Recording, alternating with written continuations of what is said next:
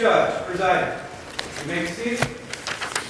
Good morning. The next case is JM versus DCF. Counsel, you may proceed. Good morning, Your Honor. May it please the court?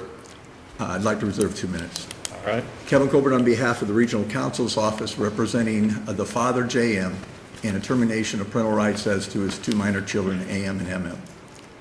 We assigned error to all three bases for the final judgment below. I'd first like to address 39806-1D, which is the incarceration statute.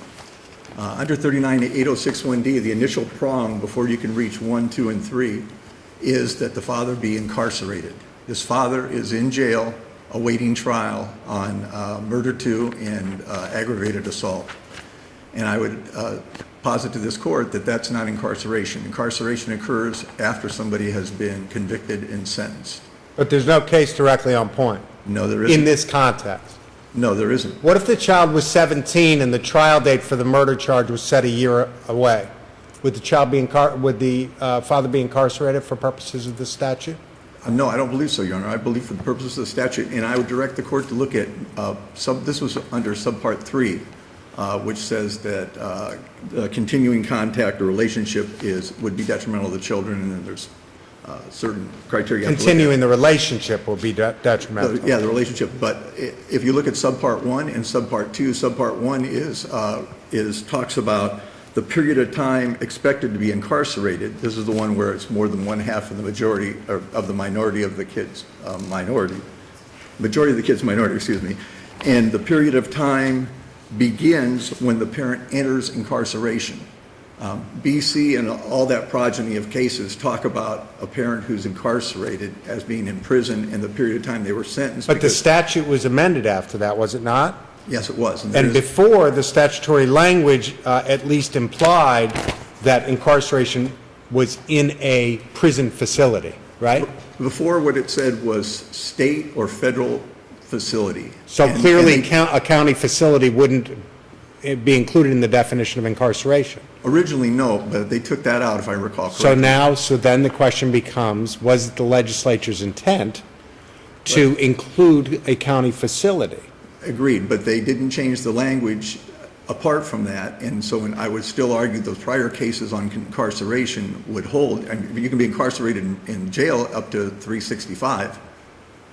Right, that's true. So you're suggesting it has to be post-conviction. And the reason I say that too, yes, Your Honor. What about being held for deportation purposes? That doesn't count as incarceration? I thought about that, Your Honor, and I really don't have a good answer to that. What about a Jimmy Rice? What about a Jimmy Rice sexually violent predator in a civil case who's determined to have a likelihood of recommitting, and so they are for an indeterminate period held in civil custody, but they are clearly being incarcerated, though not post-criminal judgment? But exactly, aren't they? If I understand, and I'm not an expert in that area. It's a judgment, but it's not a criminal judgment. But there was a criminal judgment prior to that. And it's not considered incarceration. But if I'm not mistaken, Your Honor, don't you have to have a criminal conviction? A previous one, yes. A previous one. So that would... What if they were put on probation for that? Or what if they'd already... So that we understand a Jimmy Rice case, the defendant has already completed service of his criminal sentence before he is then held for an indeterminate period as a civil sexually violent predator.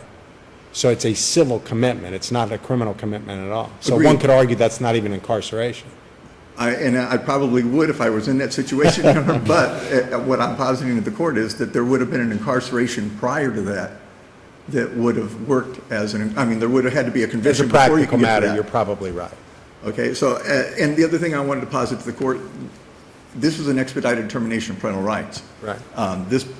This wasn't a case where they had, and the other side had argued at one point regarding DB, where they were given a case plan, and in this particular instance, this is expedited. So this would also apply to a parent, for example, who had a lesser charge, nothing as heinous as a murder, but couldn't get out on bail or bond for a year and a half, whatever time it took to get to trial. Right. And so for that reason, I don't believe that's the intent of the legislature. But of course, this whole argument is academic if we find that the trial court properly found by clear and convincing evidence that your client murdered the child, right? Moving on to my second argument. Right. Actually, I'd like to take them in a different order if I could. Okay. I'd like to jump to egregious conduct. Right. I don't believe, we argued in our brief, and I'm arguing here today, that this conduct rose to the level of egregious conduct. You're speaking about the evidence of the attacks on the mother and... Yes, Your Honor. We have only the testimony of the elder daughter. She and her mother were attacked last in 2009. She said at that time that the father slapped her, that he had a gun in his pocket. Obviously, I'm not trying to minimize what went on. And she said throughout the history of her living there, which, don't forget, that was a period that ended in 2009, that once or twice a year there would be domestic violence. However, the only record... And they were married for 20 years. 24, 25 years, Your Honor. Once or twice times 2 is 40. Or less, once or twice a year, and that was... 35.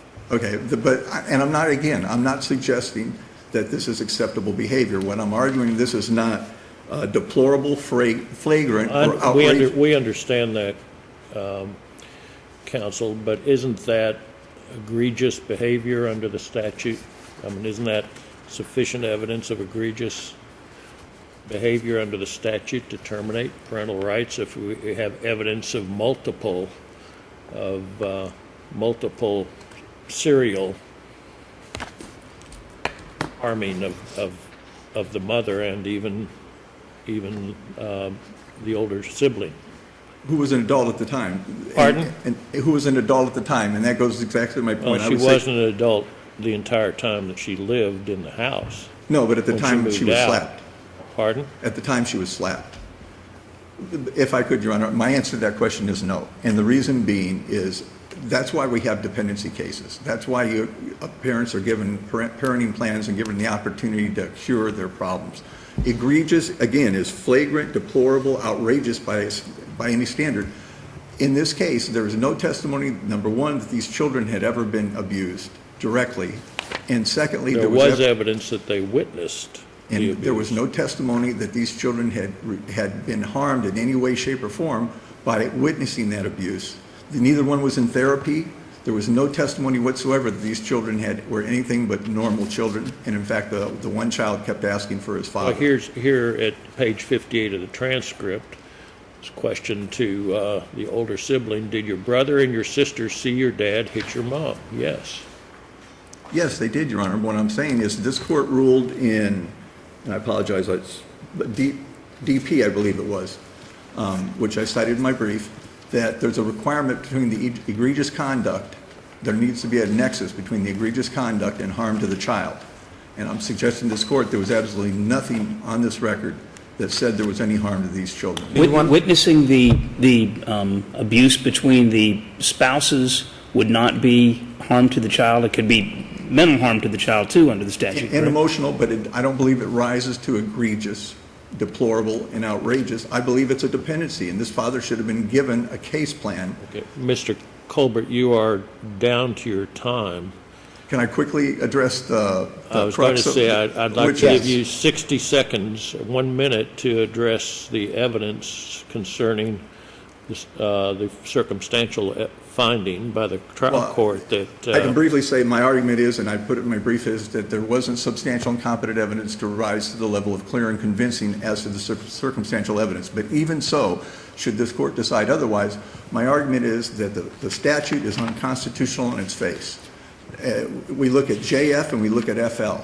FL out of the Florida Supreme Court on 39806-1H, and it directed Is the constitutionality raised in your brief? Yes, it was, Your Honor. It was raised in the brief, and my argument is this is a fundamental liberty. Was it raised below? Sir? Was it raised in the trial court? No, sir, it was not, but need not be when you're attacking a facial constitutionality in this case. Okay. And what I'm arguing is that this is a fundamental liberty interest.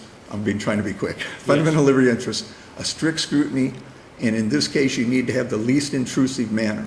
And to terminate automatically under this statute without having any nexus of harm to the children, I believe is an overbreadth. You mean the living children? So, yeah, to any children. I mean, yeah, to the two minor children, exactly. And under JF, I was being ironic, but apparently unsuccessful. Because you're going back to JF, and JF, the child was actually, these were cases where the child was actually murdered. A sibling was murdered, not an alleged parent. But I'm at- ER certified conflict with JF, and the court did not take it, Didn't right? take it up, and beyond my wheelhouse. Beyond our ability here. All right. Thank you, Your Honor. We'll still give you 2 minutes, Thank you, I appreciate Mr. Colbert. Good morning, Your Honors. Hillary Kambour for the Guardian Ad Litem Program, and also on behalf of Carla Perkins for the Why don't you Department. start with the last point, that the point about the circumstantial evidence of the murder and the constitutionality of the Yes, Your Honor. the statute. I believe there was the competent and substantial evidence that the father caused the death of the mother in this case. We have previous cases around the state that circumstantial evidence in egregious abuse cases is sufficient. For example, when the CPT doctor has testified the child's injuries were inflicted, non-accidental, plus evidence that the parents were the child's only caretakers. That circumstantial evidence has again and again been affirmed sufficient to find egregious abuse. Similarly, I believe we have a lot more than that here. We have the detective's testimony regarding, and the adult child's testimony regarding the 20 years of domestic violence. We have the father admitting to stalking the mother, following her, hiring a private investigator, putting a GPS in her car, looking her up all over the internet, in fact, confronting her the last night she was seen in violation of an injunction. We have their phones cutting off in the same place in the same time. That is that time where she was last seen at her But place of employment. your opposing counsel says there has to be a nexus Yes, between that okay. egregious behavior and any mental or emotional impact on the child. On the children. Okay, so what he's talking about is a line of cases. This court on one side, and this court and the fifth on one side, and the second and the fourth, generally speaking, on the other. They all stem from a Supreme Court case called FL, where the Supreme Court, interpreting subsection I, which is the previous involuntary termination basis for termination, where they said that alone, that previous involuntary termination, is not enough. We want evidence that these children in front of us now are at harm. We want a nexus of harm. Now, when they discuss that, they give an example of what's nexus. What's nexus? Egregious abuse. Egregious abuse of one sibling is going to supply that nexus of harm to the subsequent involuntary termination. So from that FL decision, the fourth DCA read a nexus requirement, and the second, read a nexus requirement into the egregious abuse statute. This court declined to do that. This court and the fifth, in TP and all the subsequent cases that have affirmed TP, said that when you egregiously abuse a child, their sibling is per se in danger, because that abuse is so flagrant and deplorable that is, the legislature has said that's sufficient. So the third and the fifth took that position, and the second and the fourth took the nexus requirement. Now, interestingly enough, the second has backed away from their nexus requirement with the H, the murder statute. They've said when you murder a parent or a child, in that case it was a child, we're going to say you don't need any more nexus, because that's so flagrant, that's so outrageous, that's so shocking that you are a harm to any other child. So the second backed away from that nexus requirement under H. We would submit that this court, following its own precedent under the F statute, would not impose the nexus on the H. And we'd also submit that were the court to do that, there was evidence of nexus. Of Well, harm. even JF, which required a nexus, that was under a statute which permitted termination for manslaughter or felony assault, not murder, not premeditated or felony murder, Right. but it included both manslaughter, which doesn't require an intent to kill at all, or a substituted intent like felony murder, or felony assault was sufficient. So JF required a nexus, but under a very different statutory provision Right. than we now have. Right. I would submit, Your Honors, just on the theory, assuming arguendo, you were to impose the nexus under H, we have it. Dr. Deaca supplied the court with competent and substantial evidence that there is a nexus of harm from this father's intermittent explosive disorder, his violent behavior, his out-of-control anger, to a risk of harm to the child. Now, the father makes much of the fact that at one point in her testimony, she says, at this time, I don't think it's a good idea for them to be together. But later in her testimony, she says, I quote, so I think it would not be safe for them to be in his care. If you're going to call that a disparity in testimony, which I think is generous, that disparity was resolved by the trial court, the trier of fact, and there it should lay. So we have, even if we're going to have a nexus under H, which I submit this court has no history of doing, we've got it factually here to support it. I would like to, if Your Honor, I have time to discuss the incarceration piece of that. Go ahead. Can you address the argument that a pre-conviction incarceration would not exist for somebody who can post bond, but it does exist for somebody who can't post bond? Yes. I need to back up for just a second, if Your Honor will permit me, and say that one of the rules of statutory interpretation is let's look around and say what words the legislature has used within the statute to tell us some information about the word they chose here. Now, I cited in my brief several instances, 1, 2, 3, 4, I think, where the legislature in Chapter 39 chose the words convicted of or guilty of. You can't have custody of a child if you're convicted of certain crimes. You can't be a guardian ad litem if you're convicted of certain crimes. You can't do such and such if you are guilty of. Okay, so we know, the legislature knows how to say convicted of or guilty of. But conviction and guilt do not equate to incarceration anyway. So you could be convicted of something, found guilty of something, and never incarcerated, but still be subject to those provisions, right? Correct. So the legislature, we know that the rules of statutory interpretation say when we see the legislature choose words, we presume they know what they mean and that they mean something different. And in this case, we don't have to go outside of Chapter 39 to see that they didn't use the words counsel is injecting into them. They use the words incarcerated. Now, to Your Honor's question, perhaps that is an anomaly that will happen. I don't know. I haven't seen that happen at TPR based on somebody just simply because they couldn't post bond. But that's a question for the legislature. And I think counsel makes, if that's a case, that could happen possibly, then they should go to the legislature and talk to them. Question for another case. Or at least, exactly. Or at least for, it's a legislative problem. Well, but the reason why they use the term incarceration and why it at least logically should be post-conviction is because you have a determinate number of years where you know the defendant is going to be in a facility. If it's pre-conviction incarceration, we have no idea of knowing how long the person is going to be there. It could be a day, a week, a month, a year, 2 years. So how can we possibly know that status of pre-conviction incarceration is not subject to any true quantification or reliable quantification? And Your Honor makes a very good point. Again, something for the legislature. I would say that we often don't know, even when there is a sentence, how long somebody's actually going to be, gain time, et cetera. But the previous case law has interpreted it as the sentence, what's handed down regardless of what the actual incarceration period is. But Your Honor makes a very good point. I don't have the answer. It's something for the legislature. But I don't think we can read a different meaning into this word because we can conceive of disparities or even some sense of injustice in the future at some other time. That would be a problem for the legislature.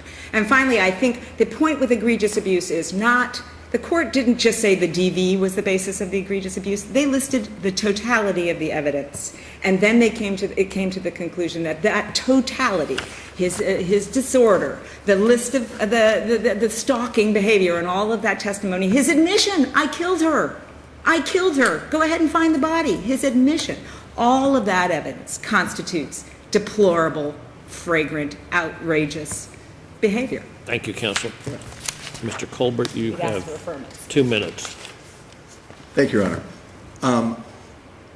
I believe opposing counsel is conflating my argument on egregious abuse. This court in TP did say that there's no requirement for nexus to siblings. Don't we get to look at the totality of the circumstances here, as Ms. Kambour said? You have finding that circumstantial evidence that he killed her. You have egregious evidence or arguably egregious evidence, and the court so found. And you have incarceration, which the court found would be likely be a lengthy period, probably about all it can do now. Take all of those together, and under the totality of the circumstances, why doesn't this get affirmed? Your Honor, I think I made my argument regarding incarceration. That's why I would ask to set That's that to fine. one side. Yes, My yes. argument on egregious is that we're not saying there's a nexus to siblings like in TP. We're saying that there's a requirement that his egregious conduct harm the children, or that there be a nexus showing a prospective abuse or a harm to the children in the future, which there isn't in this case. It comes down to, yes, this guy is not an exemplar father, But we have past conduct.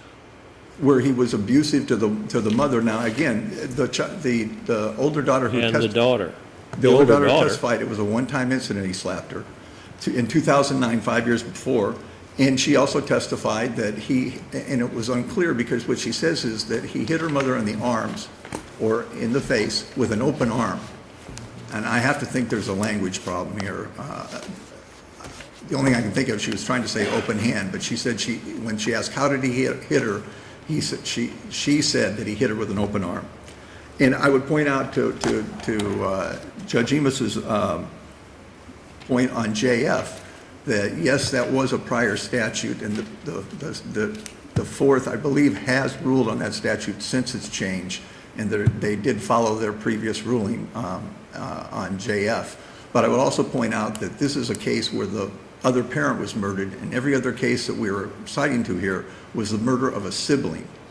And you're absolutely correct, Judge Shepard, that's FL, JF, they all call for looking at the totality of the circumstances in making that determination. But I believe in this case, when you set aside the incarceration, you set aside the egregious conduct, and you show there's no nexus, that 39806(1)H is facially unconstitutional.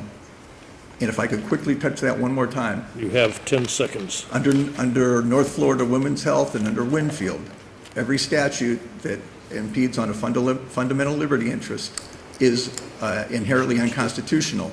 And it's up to the state to show that it's being applied under the strict scrutiny. It's being applied in the most least intrusive manner possible. And again, without a nexus, this is not the least intrusive, it's overbreadth. And I would ask that the court reverse and remand. Thank you. Thank you, counsel.